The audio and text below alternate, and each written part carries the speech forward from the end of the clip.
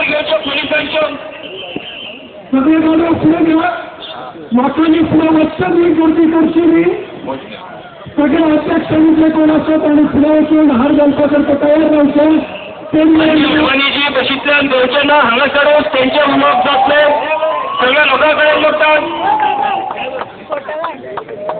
सगळ्यांनी लक्ष दिवचे रथाकडे लक्ष दिवचे माननीय मंत्री साहेबांनी रथाकडे सगळ्यात संबोधित करतले सगळ्यांनी ते लक्ष दिवचे भारत माता की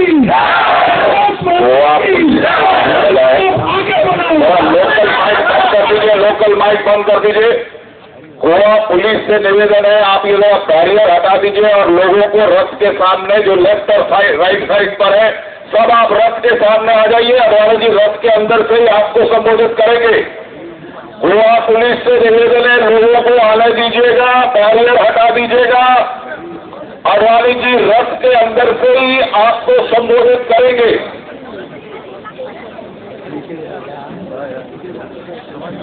भारत माता की अडवाणी जी आप आगे बढ़ो, अडवाणी जी आप आगे बढ़ो। मान्य अडवाणीजींचे पुणे शहरात आगमन झाले असं देश पर्यटन जनजागृती करण्यासाठी जनचेतना याचा पुणे शहरात पाविले असं मान्य अडवाणीजी हांगासरल्यान बशीतल्यान सकयल ठेवचे नात ते हांगासरल्यान बशीतल्यान उलोवपाचे आसात त्यामुळे तांकां मान्य अडवाणीजीन विनंती करतात तांकां विनंती करता की तांणी कृपया मार्गदर्शन करचें।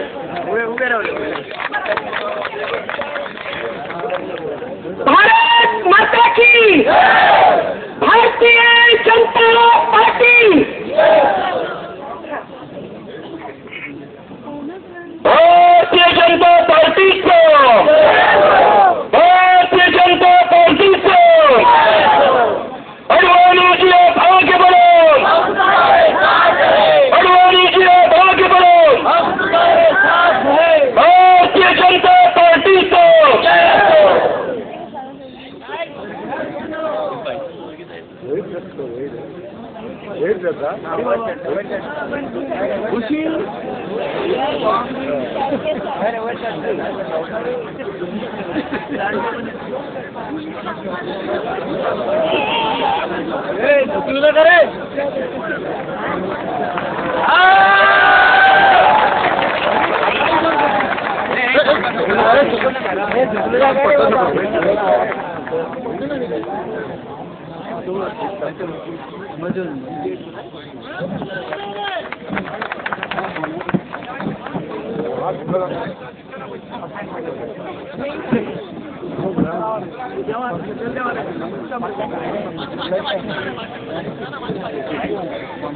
भारतीय जनता पार्टी को भारतीय जनता पार्टी को अडवाणी जी आप आगे बढ़ो,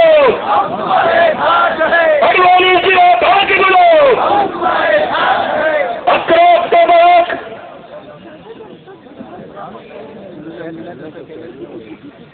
11 ऑक्टोबराक बिहाराच्यान भायर सरिल्ली ही जनचेतना यात्रा पुण्यात गोंयांत पाविल्ली आसा।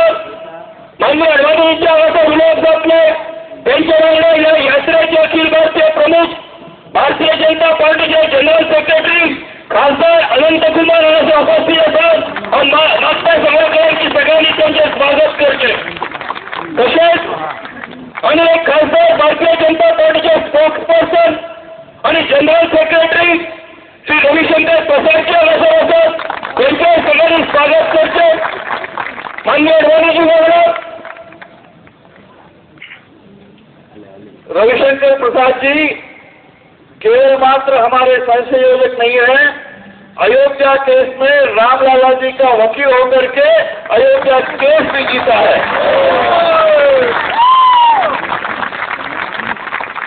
मान्य अडवाणी जी हांगा आयिल्ले आसात त्यांच्या वांगडा आमचे प्रभारी श्रीमती आरती मेहरा जी तशेंच पक्षाचे सेक्रेटरी विनोद तेंडुलकर हे हांगासर उपस्थित आसात आम्ही सगळेजण म्हणजे अडवाणींची विचार ऐकून हांगा समिती वतात आपल्याला वेळ घ्यायला म्हणजे अडवाणी विनंती करतात ते त्यांनी सगळ्यांक मार्गदर्शन करते.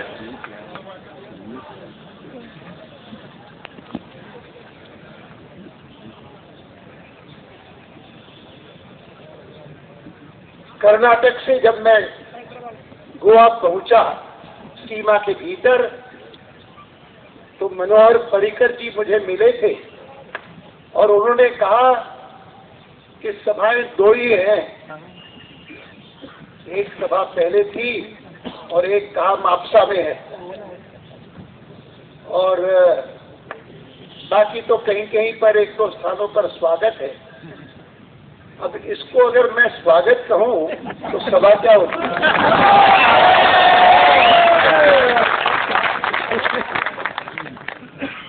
और लगभग देश भर में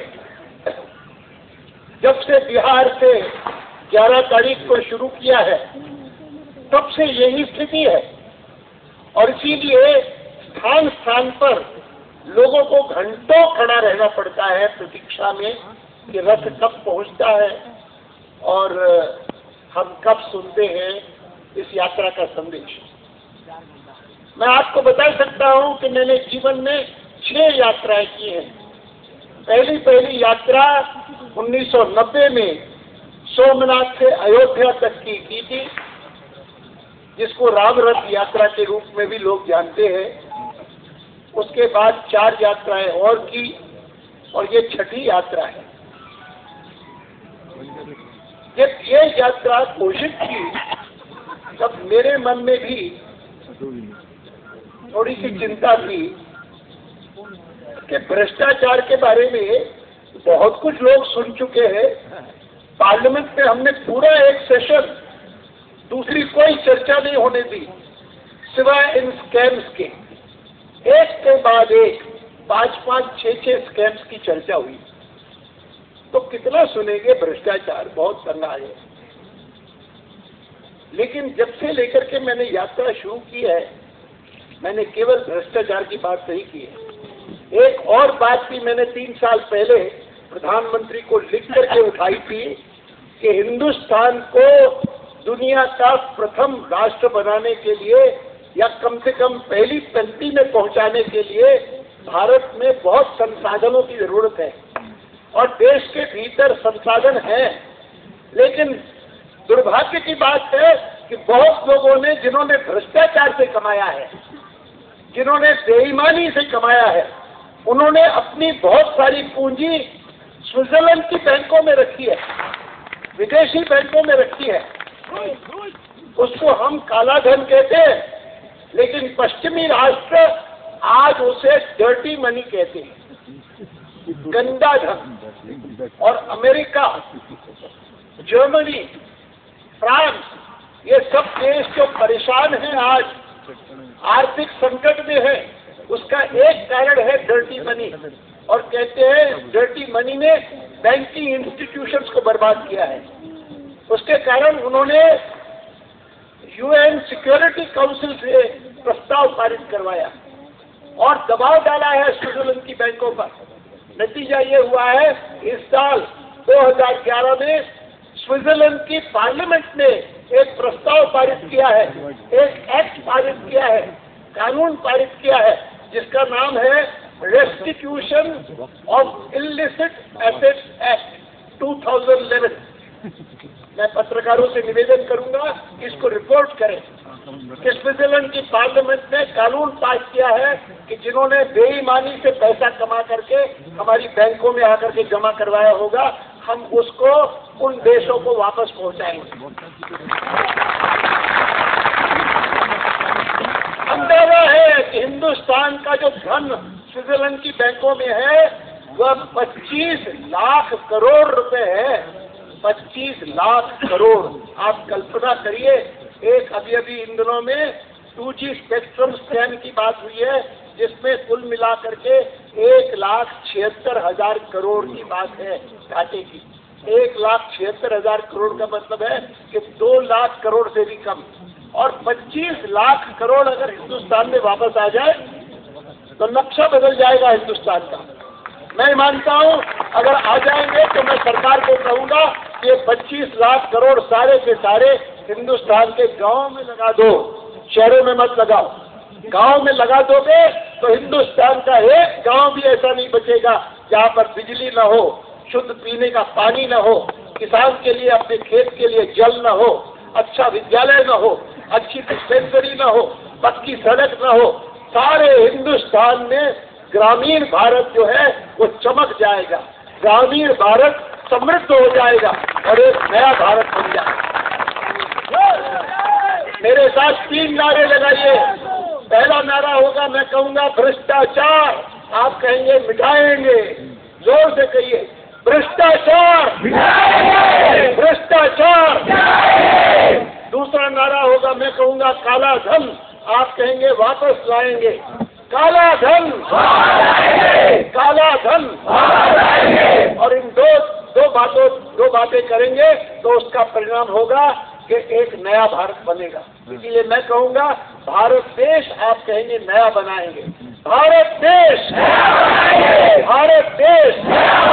बोलिए भारत माता की, भारत माता की। वंदे। गोवा के निवासियों को बहुत बहुत धन्यवाद। वंदे। गोंडा के निवासियों को बहुत बहुत धन्यवाद।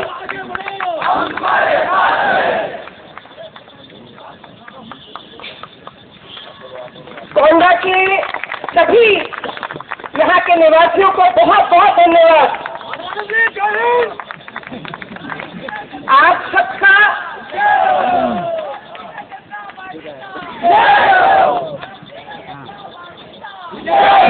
Bharatiya Janata party, Bharatiya Janata party. वंदे, वंदे, वंदे। भारत माता की, भारत माता की,